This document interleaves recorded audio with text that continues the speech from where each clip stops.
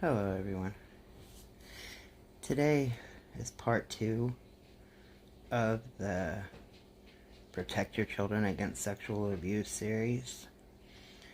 And I'm still using the Stop It Now website, which you can find at stopitnow.org. And they have a lot of principal tip sheets, which are basically the same thing I'm discussing here.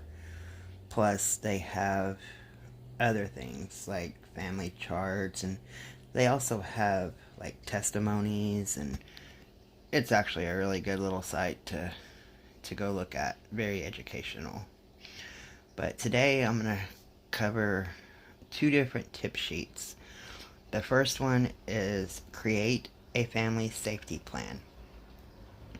Since these guidelines can help you create an environment to better protect your family from sexual abuse. By understanding what puts children at risk of sexual abuse, we can take actions to counter those risks.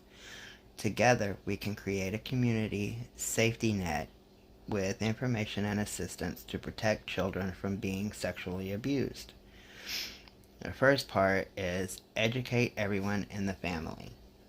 Make sure each family member knows what healthy sexual development in children is and what sexual behaviors might be of concern. Learn to recognize warning signs that a child may have been sexually abused, or that an adult, adolescent, or child may be touching a child in a sexual way. Some abusive behaviors may not involve touching. For example, showing pornography to a child is abusive, even if the child is not touched. Teach children the proper names for body parts and what to do if somebody tries to touch them in a sexual way. Make sure young children know that no one has the right to touch their private parts, unless for medical reasons, and that they should not touch anyone else's private parts. Start with talking with your family about sexual abuse.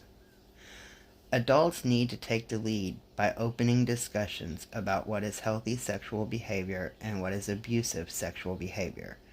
Talk more than once with all family members, children, teenagers, and adults, about appropriate and inappropriate sexualized behaviors to ensure that they understand and remember the information.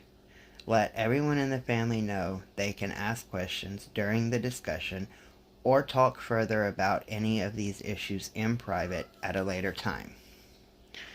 Set clear family boundaries. Set clear family guidelines for personal privacy and behavior. Discuss them with all members of your family and model respecting these guidelines. Discuss these guidelines with any other adults who spend time around or supervise the children. If a child does not want a hug or a kiss, to kiss someone, hello or goodbye, then they can shake hands instead. Let children know that if they are not comfortable being around a particular adult or older child, then you or another adult will let that person know. Tell them that you don't want your child to sit on their lap, or some other way of getting the new role over to that person. As a child matures, boundaries may need to change. Knock on the door before entering a room of an adolescent could be a new role posted. Get safe adults involved. Identify one or more support person for each member of your family to talk to if there is a concern. Be sure that no one in your family is isolated. Research shows that having someone to talk with and confide in plays a key role in how well a child will bounce back from stressful events. Having a safe, responsible, and consistent adult for a child or adolescent to turn to is critical. If someone seems too good to be true, ask more questions. Even a close friend or a relative may not be a safe person to trust your child with. Know your local resources and how to use them. Learn about agencies in your area. Know who to contact to make a report if you know or suspect that a child has been sexually abused. Make a list of resources you can call for advice, information, and help, and include the phone numbers. Now, at the end of this series, I will give a list of resources in a video. I'm going to keep that one in a video to itself for easy access. Care enough to reach out for help. If you are concerned about the sexualized behaviors of a parent, cousin, sibling, or other family member, care enough to talk with them. If you are concerned about your own thoughts and feelings toward children, help is available.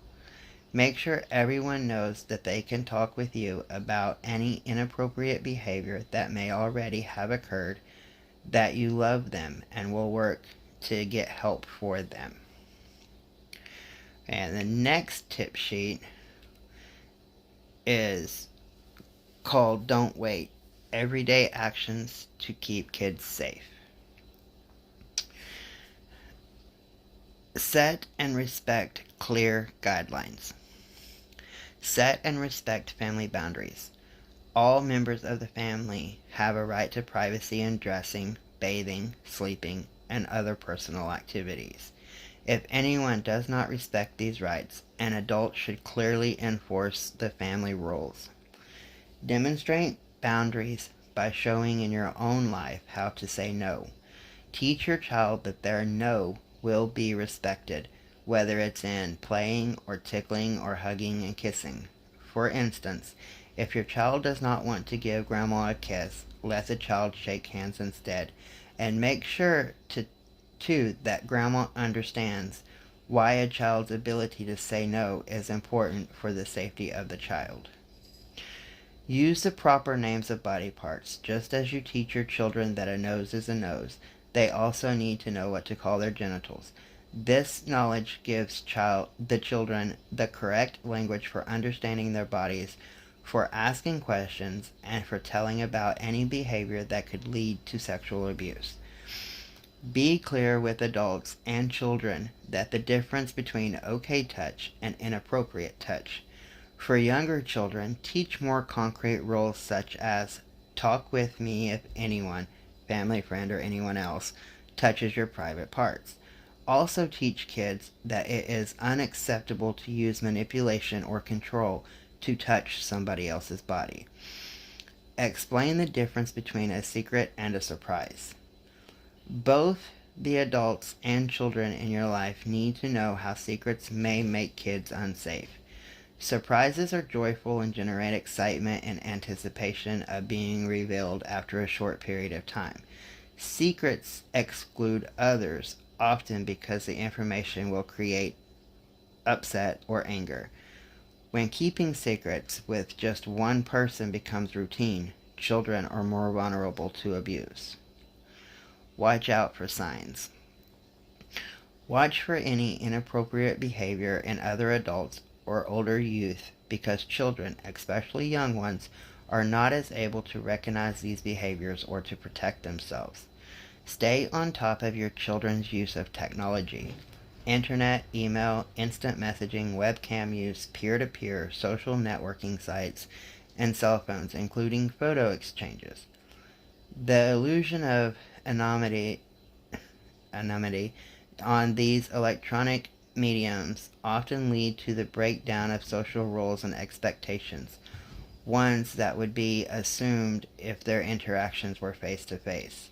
Whenever possible, make sure the child's interactions are visible and public. Kids and even adults can easily stumble into inappropriate or even dangerous situations and exchanges. Speak up. Practice talking before there's a problem. Say that difficult or embarrassing words out loud so that you become more comfortable using these words. Asking these questions and confronting those behaviors. Having stress-free conversations about difficult issues with both the adults and the children in your life gets everyone in the habit of talking openly and honestly. Show these people in your life that you will listen to anything they have to say, even if it's about something embarrassing or something they've done wrong. Speak up when you see or are subject to an inappropriate behavior. Interrupt and talk with the person who is making you uncomfortable. If you feel you can't do this, find someone who is in a position to intervene. The person behaving inappropriately might need help to stop these behaviors. Report anything you know or suspect might be sexual abuse. If nobody speaks up, the abuse will not stop. Support your kids. Make it clear that you will support your children when they request privacy or say no to any activity or a kind of touch that makes them uncomfortable. Talk to your kids about who they can trust. Give your kids permission to talk with these trustworthy adults whenever they feel scared, uncomfortable, or confused about someone's behavior towards them. Be prepared. Create a clear and easy to follow safety or family safety plan. Make sure that as adults, you know how to challenge each other when you see inappropriate behavior.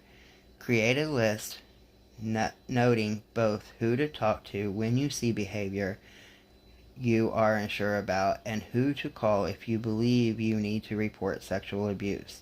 Teach the children about what to do and who to talk with if they are sexually threatened or touched by someone. Make a list of people and organizations you can call for advice, information, and help. You can be a resource to your family and friends about how to report abuse and how to get help for anyone involved. If you know that the child has been sexually abused, be sure to get help for the child quickly so the harm can be stopped and healed. Understanding the tools of sexual abuse prevention builds your confidence that you have the power and knowledge to keep your child safe. Remember, the most effective prevention involves taking action before any abuse occurs. Prevention can start in your home today. You can start it now. Have a good day.